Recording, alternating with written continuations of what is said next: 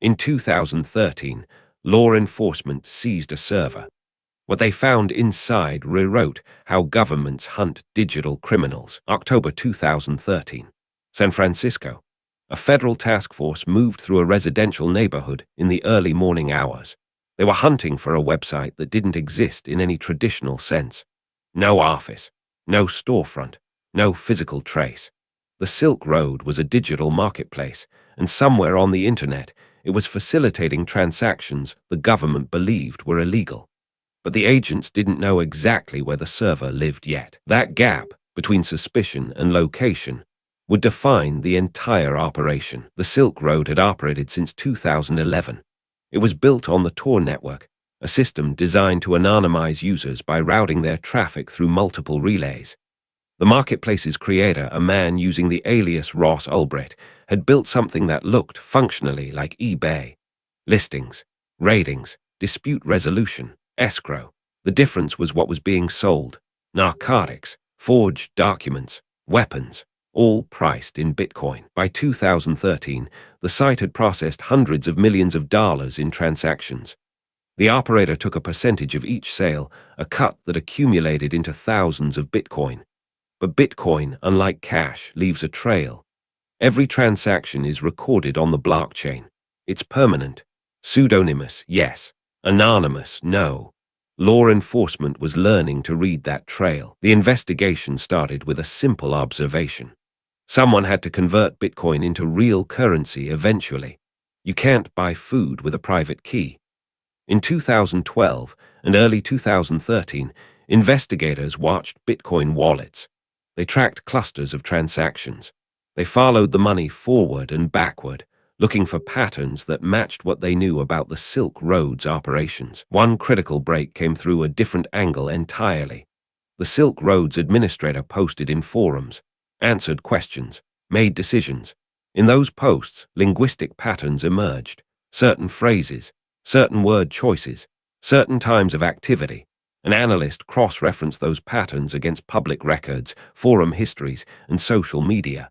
A name surfaced: Ross Ulbricht, a young man living in San Francisco who had studied physics and economics. By mid-2013, the case had moved from investigation to operation.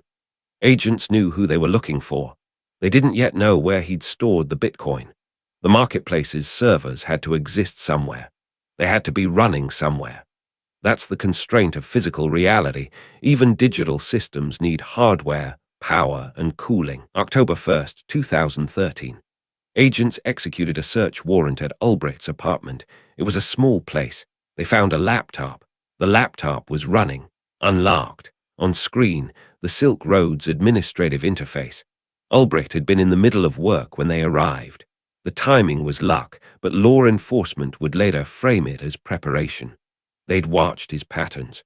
They timed the raid to a moment when he was likely to be home and active. The server itself was elsewhere. It was hosted on infrastructure in Iceland. But the wallet, the digital account holding the Silk Road's Bitcoin reserves, that was accessible from the laptop they'd seized. Inside that wallet, approximately 144,000 Bitcoin. At the time of seizure, that was worth roughly $100 million. Today, the same amount would be worth several billion dollars. The agents had no way of knowing that valuation would change so dramatically. Securing the Bitcoin proved complex. The wallet was protected by encryption. Ulbricht had set up security measures, but with physical access to the laptop and the ability to extract its contents forensically, agents could bypass those protections. They transferred the Bitcoin to government-controlled wallets. The digital asset was now in custody. It remained there for years. The Silk Road marketplace went offline immediately. Users were logged out. Transactions halted. The entire ecosystem collapsed. Thousands of people who'd been buying and selling on the platform suddenly had no way to access their accounts or retrieve their funds. For many, those funds were gone. They couldn't file a complaint with law enforcement. The entire operation was illegal. Ulbricht was arrested. He faced charges including money laundering, narcotics trafficking, and computer fraud. In 2015, he was convicted, sentenced to life imprisonment without parole. The case set a precedent. It demonstrated that Bitcoin wallets could be seized. Digital assets could be held as evidence. Cryptocurrencies left traceable records, despite their reputation for anonymity. The 144,000 Bitcoin remained in government custody for years. The government faced a decision. What do you do with seized cryptocurrency? You can't spend it directly. You can't simply put it in a bank account. The asset exists only as a digital entry on the blockchain. In 2020, the government began auctioning portions of the seized Bitcoin. It sold some to investors and corporations willing to bid on it. By 2022, the remaining seized Bitcoin had appreciated dramatically in value. The government's holding had become worth billions. Law enforcement agencies began to recognize cryptocurrency seizures as significant financial assets. Other cases followed. Different marketplaces were shut down. Different wallets were seized. The Silk Road became the template for how digital crime investigations would proceed. What the Silk Road seizures revealed was fundamental. Digital doesn't mean untraceable. Pseudonymous doesn't mean anonymous. The blockchain itself became the evidence.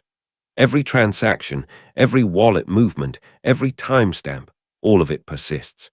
Investigators learned to read that ledger.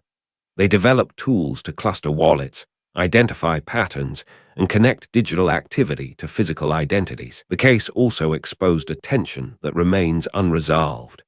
Bitcoin was designed to be decentralized, permissionless, resistant to government control, yet it had been seized. The entire supply of a marketplace's reserve had been moved into government hands through a combination of traditional investigation, physical access, and forensic expertise. The technology didn't prevent that outcome. Today, law enforcement agencies across the world have cryptocurrency investigation units. They track wallets. They monitor exchanges. They've become fluent in the language of the blockchain. The Silk Road didn't fail because Bitcoin was flawed. It failed because human beings operated it. Humans left traces. Humans made mistakes. Humans could be found. The seized Bitcoin from the Silk Road remains in government custody, held as a strategic asset. Its value has fluctuated dramatically. It's been auctioned in tranches. Some were sold to Coinbase, a major cryptocurrency exchange, for tens of millions of dollars.